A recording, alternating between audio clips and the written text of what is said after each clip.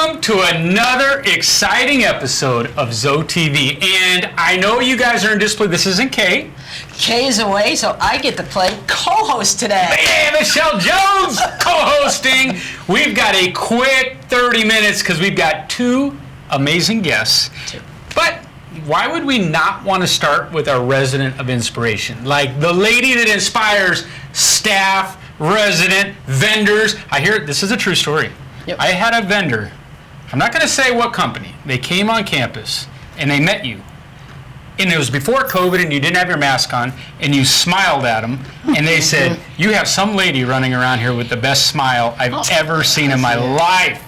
And it's Judith Adams, the greatest of all time when it comes to smiling. Yeah, thank you. Look at that smile. You get that a lot, don't you? Yes, I do. I it's get like that your staple. It's your calling card. And awesome. I keep telling myself it's too big, but no, nobody says that. You can never smile too big. That's right. All right, so Judith, you are the resident of inspiration for this week. Well, thank you. Pat Freeman, don't thank me, thank Pat Freeman. Okay. Because she threw you in the hot seat.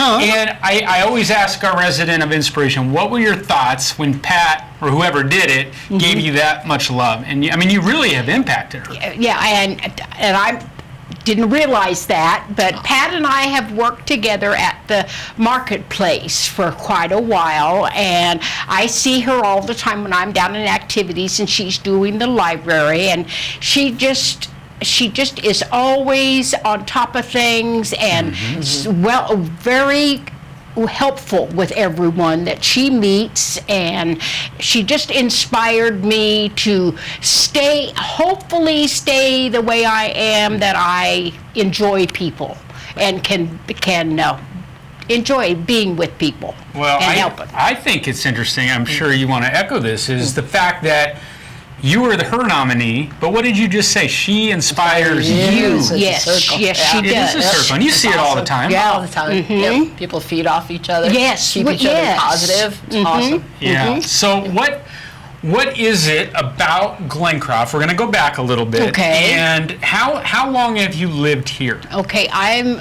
been here 7 years now. Okay. I moved in 2013, I think it was. All right. Yes. Very cool. Now, where did you come from? I came from Colorado. I was in Montrose, Colorado, and then my sister and her family lived here, and so I was needing to get out of the snow and the cold. So I got family in Montrose. Yes. Oh, really? Yeah, you got to talk to my mom. Okay. Yeah, so I know that area, and I know it's beautiful, though. It's beautiful. Yes. So you went straight from Montrose right to Arizona. Right to Arizona. And had you ever lived here or done any? So there was a totally completely new. So what made you pick Glencroft? That many years ago. What was it? I was at another facility, and I had heard about all of the activities that they had here and how much and the volunteering. I really enjoy my volunteering because I get to meet new people all the time, and that kind of is what drew me was to here. True servant's heart, looking for the vocational piece. That's right. Yep, that's a great call, Michelle. That's right. Yeah. Well, and you wear that heart well right on your sleeve because you see it when you approach you. You've got that spirit of volunteering, and I think that within the ZoeLife model is something we always preach is, the first 5 pillars are gearing you up to do that volunteering. And a lot of people jump into that, but for some, that's way outside their comfort zone, is giving back and learning a new trade and figuring out later in life, how do I reapply and still help others? And you are a testament to that. Long before ZoeLife, that's your heart, and that's how you're wired. And I've always worked retail. I've always done customer service. So I guess it was just kind of built into me or something, I guess. What kind of retailers were you working for? I worked for when I was in California, I worked for a small men's clothing store. And then when I got here, I worked for Home Place. It was, I worked there until they closed. And then I went to a credit bureau, and I took care of customers' problems, complaints, and things like that, and handled that. I bet you're good at that. Yeah. And then I came here and jumped right into the volunteering. That's a big piece of what you do on this campus, right? Cannonball in, yes. just like she does into that just pool. dives right in. Well, yeah, that's a good segue. You are an absolute animal in the water. Yes, yes, Yeah, I mean, you're unbelievable. This Ledecky lady is getting all the attention in the Olympics. You better watch over her shoulder. Yes. And I'm Cancer, so the crab, I guess, likes the water. So maybe that's what You it do is. really well, though. You enjoy getting in there Oh, with I us. love the water, yes. And I love the exercises. Yes. I really do. They are very helpful as you get older. You have gotten some general knee pain. Yes. And I tell this to our residents all the time. Listen to others that are doing the physical pillar and what we're doing. And the water is really helpful for what we're doing with your knee. Very helpful for me. Give them, look in that camera and you say, tell them, please, get in the pool. Get in the pool. You'll enjoy it.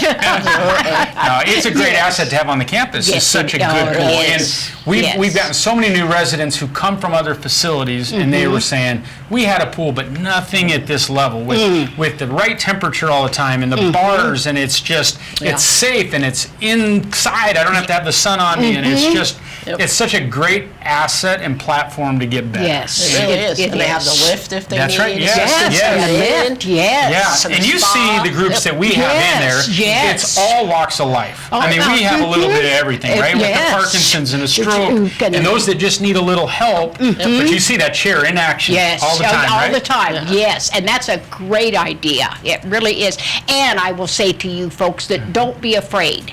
They're there to help you, and they'll get you in and out, and it's really a great opportunity. The only It really dangerous is. part of the pool comes when you get your hands on one of our exercise balls and you start slinging them at everybody. I sling it at everybody. Yes, it's Steve that throws it at everybody. Hey, we're working on reaction time. Yeah. Reaction time. Yeah. It's good. So, well, no, we love having you in there. And I know you do so much with the volunteering and all of the activities. You're out at everything. Yeah. Any activity on this campus. This one is the first one I see Yes. around. It's about that time that it's your turn to nominate somebody to sit in that right. seat for Okay. the resident of inspiration. Inspiration. So, with that, Judith, Okay. give us your name. Okay. Who inspires you? My resident, my employee. Wait, what? Yes, my employee that inspires me so is Tiffany from the activities department. Wow. I watch her work, and she is wonderful with everybody. Hold on, I didn't get past. Our now resident of inspiration is an employee of inspiration that's inspiring residents. That's outstanding. Yes, yes. But it's the way it should be, and I think it's an amazing nomination. Yes, We've never done this. You're the first I'm the who's taking this off the rails. But okay, we're gonna give you some more time to gloat on Tiffany. Okay, Tiffany is there every day, and she handles all of the residents' problems, and she goes out of her way to make sure that everybody is happy and well taken care of. She is so good with her volunteers. Yes. Everybody She just absolutely loves is. her. Yep. And she just is she just really inspires me to be the way I am and to stay the way I am. I'm hoping, and I'm not patting myself on the back. No, I not hope- at all. No, It's okay. just true. You have a sincere servant's heart, and Tiffany does as well. She does too. Yep. She really, really does. Yeah. And so I'm hoping that she will enjoy this too. I mean, I didn't expect that. We've had a lot of names. That was a one, I surprise. was not expecting that. But it is well deserved. And yes. we watched Tiffany run. I mean, literally run. Yeah, literally From an right. event to an event to event, and she's texting residents, and she's calling residents, and she's multitasking, and it's a perfect nomination. Yeah. It because, really is. as staff, we all are here to serve you Yes, guys, right? yes. But some have a heart to take it to the next level of serving, and And- she's one that does. Yeah, and I would like to say too, if it's okay, that all of the staff here is fantastic. Oh, that's good stuff. The minute I walked in here, I have never saw a place as friendly as this is. They make you feel as welcome as you possibly can imagine. That is wonderful. great Yeah. stuff. And especially because you had perspective of another facility. Yes, Right? yes, So yes, you got I to see do. Yes. kind of the difference. the difference. Because I know we talk to residents quite a bit, and it's like any time in life. The grass might be greener. Try out this new building. And it, inevitably, it comes back to Glencroft is a community. And Yes. it's really hard Yes. to find that Yes. anywhere else. That's Is this true. small town where everybody cares on each other. Right. That's what it's all about. So you are amazing. Well, thank really you. are. I really appreciate that, and I hope that I don't overbound with my enthusiasm. No. Sometimes It's I have contagious when we need enthusiasm. that, No, it's contagious, and I know that your name is out there all over campus as one that everybody is inspired by. So Pat said it, but everybody thinks it. Okay. Well, thank you, Pat, and thank you, everybody, for enjoying what we do here. Awesome. The Yes. GOAT, Judith Adams. All right, thank Very you. good. Thank We you. appreciate you being here. Okay, all right. Thank you very much. You have a good day. Today, we are here with Vickie Bozenovaite, our new speech pathologist. Wow. She's so awesome that she taught me how to correctly pronounce her Lithuanian name. You say it again. I don't want to think it's a foot. Bozenovaite. Bozenovaite. Bozenovaite. Is that right? You have to have the Close, boys like yeah. Boys, like Bozenovaite. Yes. Like a little harsher. A little harsher. Bozenovaite. Okay, hey. Italian. Lithuanian Italian's all good. All right, you Yes. are amazing. What you. you've done to our campus in just like the little time you've been here. So, quickly, give us a little recap of what got you from Lithuania, where are you from now, where do you Yeah. live, and how did you get to Glencroft? Okay, so I was born in Lithuania. I moved to America when I was around 5.5, right in the kindergarten, first grade.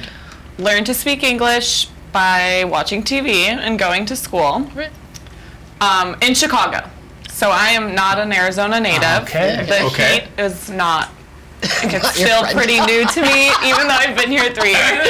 It still hits you over the head. I still got don't you. do Okay. very well. But I moved to Arizona to pursue my grad program in speech pathology. Okay. And I went to Midwestern University, which is right up the road in Glendale. And I actually got to do a couple student rotations here at this campus. Yes. So this was, man, like 3 years, two Yep. and a half years ago maybe. And I saw patients at Providence Place and kind of got a feel for the community and the way things were working around here. So when I finished grad school and I saw this place needed a speech therapist, I said, all right, right on, let's do it. Perfect. That is cool. Yeah. That's cool. So when did you actually step foot on campus officially? Like how long? It's time flies for us, so I'm losing Is it track. a Like month? As a 2 speech months? therapist, Yeah. right around 2 months. 2 months. Yeah. Time flies. But we hit you soon as you hit the ground. We're like, here's what we want to do. Yeah, And definitely. we just jumped you right in because with our Parkinson's program, our stroke program, we had been like band-aiding these speech classes, and we had some others, but we were like, how cool is it to get some young, fresh attention Right. to Energy these level. Yep. energy level behind the speech? So what was your impression of some of our residents and how they're working and just the awesomeness they are? I say it all the time, but I think they are so motivated Yes. to work, and that's the best part because it's so hard to give good therapy and to educate someone who doesn't want to be educated. Right. But I feel like everyone on this campus, you're like, hey, I want you to do this, and they're like, all right, let's do it, whatever you want. That's great. So That they're is just really motivated, and they've been great to work with. And I think the Parkinson's class is just, they have goals, they know what they're here for, they tell you right away what they Yeah. want to accomplish.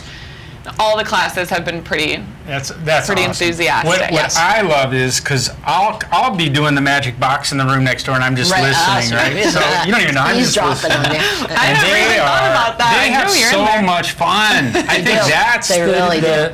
the biggest takeaway from me listening is the laughter Right. and the enthusiasm to do speech. Right. And Yeah. what I saw early in the Parkinson's game was they, between the physical side of Parkinson's and how stiff they are in their movements and Right. all that, that's important. But cognitively, they Yes. know, like, their speech is being affected. Absolutely. And it's Right. really mentally frustrating. Yes. And so to be able to work on that with somebody with your energy, that goes so far for them. It really does. And I told them this yesterday, they've made an insane amount of progress in such a short amount of time, and they all say it too. They're like, yeah, I've gotten louder, like I've gotten better. And I love when they can recognize their own success, because then it makes my job way easier. Yeah, absolutely. Well, I know for a fact, moving outside of speech, we've got you involved in directing kind of this CUP program, which is our cognitive understanding program, and it is something that our IL residents are begging for. They want this kind of cognition, understanding, puzzles, just getting the mind on. And so we let you play in trying to figure out scenarios of how to approach that, but I know for a fact what you've created with that is awesome, just because I keep hearing about it from our residents, and they're like, I'm having so much fun doing the games and doing all these things. So talk about CUP. Yeah, so cognitive understanding is kind of something I think is beneficial for every adult. Absolutely. Like anyone that's done with college. I graduated with my master's, and I think I could enroll myself in the class because it's like, in order to be cognitively successful, you have to practice those skills. The same way you have to exercise to get stronger every day, and you have to maintain all those things. Your cognition and your thinking skills are the exact same thing. So with the programs, we do a lot of games and a lot of like word puzzles and things that might not seem super like day-to-day task oriented. But those skills help with the day-to-day tasks. They translate right over to that. Right. So just being able to like do a word search or do a crossword puzzle verbally or on paper just improves your thinking skills, your memory, kind of all those skills that they need to do day-to-day activities at home. Well, what I love is the games you're doing are not just abstract games. There's a strategy behind all of those, right? And so that's what I get asked a lot is it just games? I can do that at home. And I'm like, no, she's having this a whole developmental strategy of it's layers of this cognition that are building, right? So give another example between the speech, and if somebody's watching at home, what would some of the exercises you do from a speech aspect? For directly speech and like voice production, I know a lot of the Parkinson's patients, their number one concern is to improve their loudness and improve their clarity. So there's vocal fold exercises we do, and that's kind of that standard protocol. And after they've learned those things, like doing the ah as long as they can and counting really loud, those things get repetitive. And I like to make them a little more fun, so they're now having to use those skills in like word games. So I'll do like name 10 animals that start with S, and I'll just like point to random people, and they've got a rapid fire. And we talk about how during those times you're cognitively so focused on thinking of the correct answer that you no longer focus on your speech and your loudness. I love that. So because you're now incorporating this extra part of your brain that's busy, you got to use everything else in yourself to kind of self-monitor, and it kind of encourages them to carry over those speech skills that they learned with me to day-to-day life. Because a lot of times they're more aware of it. And a lot of times they leave the speech class, and then all of a sudden they're quiet again, and it's like when you see me, you know I want you to be loud, so it's way easier. Turn the volume up. But I have seen them carry over in a sense of actually in the act of doing that exercise, just kind of fly on the wall watching them in terms of not repeating what somebody else has already said. So they're engaged really so heavily in the moment of like, okay, I can't repeat elephant. Okay, elephant. And then the next person, and it's like that telephone game where but they have really gotten pretty good at it. I'm like, I would have said that, but that's already been said. I mean, it's pretty impressive, the strides they're making. Oh, yeah. And I stress to them, too, like, if you're really stuck and you can't think of something, say something that's already been said, but say it intentfully. Because I'd rather have you say it like you mean it and move on to the next person. You give yourself a little extra time to think, then kind of get stuck. You start to feel down on yourself. Your confidence goes down, and then your speech and everything kind of shuts down. And I was like, if you're going to repeat it, repeat it. That's right. Say it like you mean it. And you've done some other things with them I've watched where you have associations. So if they can't come up with the word for chair, come up with another word that might go with chair. So talk through that, because I think it's real important for our viewers to see kind of how that works. Yeah, so I think word finding is something that kind of everyone struggles with, and there's so many times that we would sit there and be like, oh man, you know what I'm thinking of, I really can't think of the word. And I use like a semantic feature map, but I present that map in a more like fun activity. So we'll do, like, for example, we did headbands yesterday. Okay. And while you play headbands, you ask yes or no questions to try to figure out what's on your forehead. Right. The game doesn't seem like it takes much effort, but the way we do it is we use those semantic categories. So they have to start with what group is the item in. So they're having to develop categories and really start to functionally think of what are big umbrella categories of items. What do things look like? What is their function? And when you're having word finding issues, it's the same thing. So if I can't think of the word table, I might say, okay, it's something that you find in a kitchen or a dining room. It is a furniture item. It is made out of wood or made out of plastic. And the person next to me might be able to help me out and say, oh, a table. Right. And I'm saying, yeah, exactly. And then now that word's fresh in my head. Or I might be able to just kind of cue myself into thinking of the word by giving the description. Descriptions, nice. That is very cool. Yeah. So what would you recommend for everyone watching that isn't participating in Parkinson's program or stroke or our ZIP program? What can they do at home? Maybe a few exercises that could help them. Yeah, I think like reading and then asking yourself comprehension questions about things. So like take a news article that's pretty short, maybe a paragraph long. Read the article through and then ask yourself 5 questions about the article and kind of develop 5 questions. If you can't develop 5 questions, that means what you read didn't register. So then that's a skill you need to practice. Other things are like word searches and crossword puzzles. I love them. Some people don't love them because they get boring after a certain amount of time. But they're really helpful because you're refreshing your brain with words that you know and you've used, but they're like deep hidden in your brain and you haven't used them in a long time.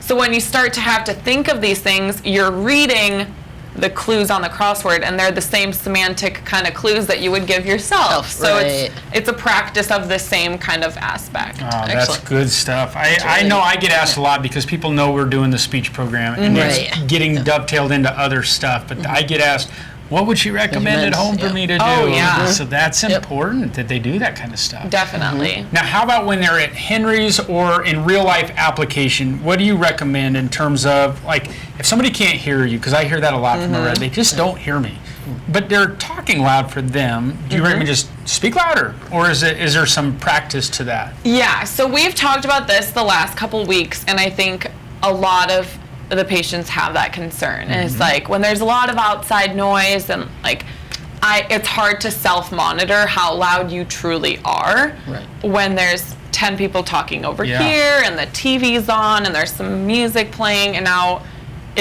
everything's kind of together. So I like to say that all of that relates back to divided attention. So your ability to be able to do a task but also self-monitor at the same time. So any divided attention tasks will be helpful.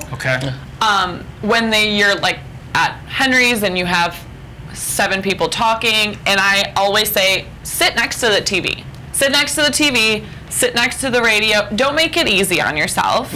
Because that doesn't challenge you to practice your skills. So when they sit next to like maybe a group of people who's talking really loud and then they're trying to have a conversation, you're going to really have to mentally practice being your own self-monitor. To be intentional about challenging That's good. awesome. So instead of just being like, oh, reduce your distractions, which is an easy fix for a lot of people, but if you actually add distractions, you now know your distractions are there and now you have to fight through them, so you're naturally kind of practicing those skills in those social environments. That is so That's good. great. Okay, we got 1 minute left. Okay. I want to talk quick about ZIP, which is our new introduction with assisted living and skilled, and we're throwing a lot at these guys. We're making them eat like whoosh, Mediterranean, and this is our biggest challenge. And we've got 9 bodies, and we're just throwing everything at them to see what sticks. But a lot of what you're doing with CUP is resonating with them in skilled and AL. So is there part of those kind of buildings that you're still getting in and you're doing that you gravitate towards, you love working in those licensed areas? Because I've heard such great things from those residents. Yeah, I feel like cognition was a big area that I love to work with, just because I had a lot of experience with neuro, and I think I really loved that population, and like the traumatic brain injuries and the stroke patients and the Parkinson's patients who just might need like some attention and memory things. Right. And then Parkinson's was always kind of an area that I've done extra certificates in, and I've done the LSVT program, and I just really love to like discover what works for other clinicians when working with Parkinson's patients. Well, you're such an asset on this campus. Thank you. We can't say it enough. You're doing a lot of good here, and everybody, I hear your name They more do, than yeah. anybody. They absolutely love you. Loves Wednesdays. I love over to be there. here. Yeah. Vickie's great. Thanks for getting her. Yeah. So we appreciate you. All right, thank you. Awesome. Thank you.